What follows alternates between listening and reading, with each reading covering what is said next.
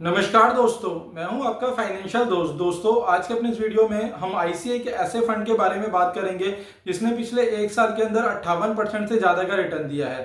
दोस्तों, हमारी कोशिश रहती है कि हम आपको फंड की पूरी जानकारी दे सकें। दोस्तों, वीडियो शुरू करने से पहले आपसे छोटी सी रिक्वेस्ट है कि अगर आपने हमारा चैनल अभी तक सब्सक्राइब नहीं किया है तो प्लीज़ इसे सब्सक्राइब करें। तो दोस्तों, आज का अपना वीडियो शुरू करते हैं। आईसीआई प्रू मैन्युफैक्चरिंग फंड, यह फंड एक थीमेटिक कैटेगरी का फंड है। वहीं बात करें इसके लास्ट वर्किंग डे की एनएवी की, तो जो उसकी लास्ट वर्किंग डे की एनएवी थी वह 32 रुपये 82 पैसे की थी। वहीं यह फंड एक ओपन एंडेड फंड है। ओपन एंडेड बेसिकली वह फंड होते हैं जिसमें आप कभी भी इन्वेस्टमेंट कर सकते हैं और कभी भी विड्रॉ कर सकते हैं।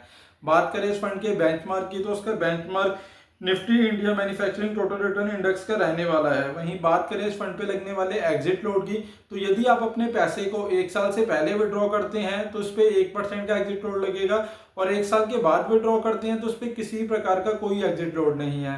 वहीं बात करें इस फंड पे लगने वाले एक्सपेंस रेशियो की, तो इस फंड का एक्सपेंस रेशियो 1.9% का है। वहीं बात करें इन्वेस्टमेंट की, तो इस फंड के अंदर आप एसआईपी के केस में केवल 100 रुपये से निवेश की शुरुआत कर सकते हैं, और लमसम के केस में 5000 रुपये से निवेश की शुरुआत कर सकते हैं।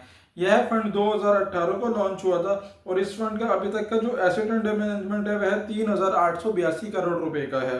वहीं बात करें इस फंड के अंदर, यदि किसी व्यक्ति ने 1 लाख रुपए का निवेश किया होता जब ये फंड लॉन्च हुआ था, तो आज उसकी वैल्यू 3,28,000 रुपये होती।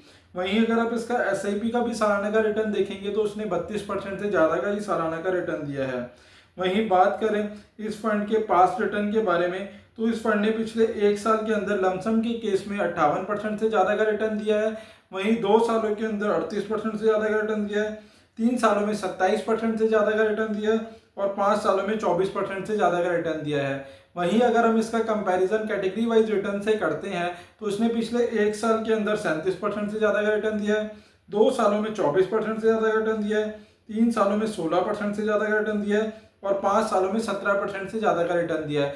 तो आप देख सकते हैं कि इस फंड ने हर एक साल अपनी कैटेगरी को बीट किया है। इस लिहाज से निवेश के लिए अच्छा ऑप्शन हो सकता है। वहीं बात करें इसके एसआईपी के सालाना रिटर्न की, तो उसने पिछले एक साल में 76% से ज़्यादा का रिटर्न दिया है। 2 सालों में 57% से ज़्यादा रिटर्न दिया है। 3 सालों में 41% से ज़्यादा रिटर्न दिया है, और 5 सालों में 36% से ज़्यादा का रिटर्न दिया है। वहीं अगर हम इसका कंपैरिजन कैटेगरी वाइज रिटर्न से करते हैं, तो इसने पिछले एक साल में 39% से ज़्यादा रिटर्न दिया है। 2 सालों में 31% से ज़्यादा का रिटर्न दिया है। 3 सालों में 23% से ज़्यादा रिटर्न दिया है, और 5 सालों में 22% से ज़्यादा का रिटर्न दिया है।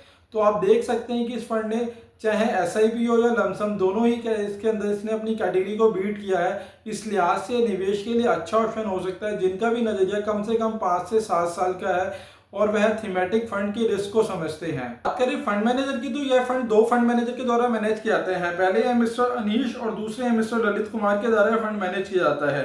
वहीं बात करें टॉप 5 सेक्टर एलोकेशन की, तो उसके अंदर ऑटो इलेक्ट्रिक के अंदर 19.18% का इन्वेस्टमेंट है। सीमेंट के अंदर 12.68% का इन्वेस्टमेंट है। इंजीनियरिंग एंड कैपिटल गुड्स के अंदर 12.03% का इन्वेस्टमेंट है, और हेल्थ केयर के अंदर 10.78% का इन्वेस्टमेंट है। वहीं मेटल के अंदर 10.69% का इन्वेस्टमेंट है। वहीं बात करें टॉप 5 कंपनी एलोकेशन की, तो इसके अंदर अल्ट्राटेक सीमेंट के अंदर 7.79% का इन्वेस्टमेंट है। वहीं मारुति सुजुकी के अंदर 5.87% का इन्वेस्टमेंट है। एल&टी के अंदर 5.55% का इन्वेस्टमेंट है। सन फार्मास्यूटिकल्स के अंदर 3.64% का इन्वेस्टमेंट है, और सीमेंस लिमिटेड के अंदर 3.62% का इन्वेस्टमेंट है। बात करें ओवरऑल इन्वेस्टमेंट की, तो इसके अंदर सबसे ज़्यादा पोर्शन लार्ज कैप के अंदर इन्वेस्टमेंट किया गया है। लार्ज कैप के अंदर 55.14% का इन्वेस्टमेंट किया गया है। वहीं मिड कैप के अंदर 32.35% का इन्वेस्टमेंट किया गया है, और स्मॉल कैप के अंदर 6.919% का इन्वेस्टमेंट किया गया है। तो आप देख सकते हैं कि इसके अंदर तीनों ही सेक्टर के अंदर एलोकेशन किया गया है, पर इसके अंदर मेजर पोर्शन इसके अंदर लार्ज कैप के अंदर इन्वेस्टमेंट किया गया है।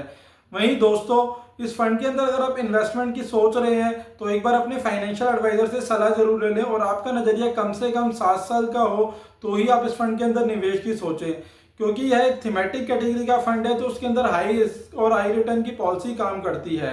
दोस्तों, आशा करता हूं मेरे द्वारा दी गई जानकारी आपके लिए उपयोगी सिद्ध होगी, और यदि आपको वीडियो अच्छा लगा हो तो प्लीज़ इसे लाइक शेयर करें, और चैनल अभी तक आपने सब्सक्राइब नहीं किया है तो प्लीज़ इसे सब्सक्राइब करें। साथ ही साथ आपका कोई सवाल या सुझाव हो तो आप नीचे कमेंट बॉक्स में कमेंट भी कर सकते हैं। धन्यवाद दोस्तों।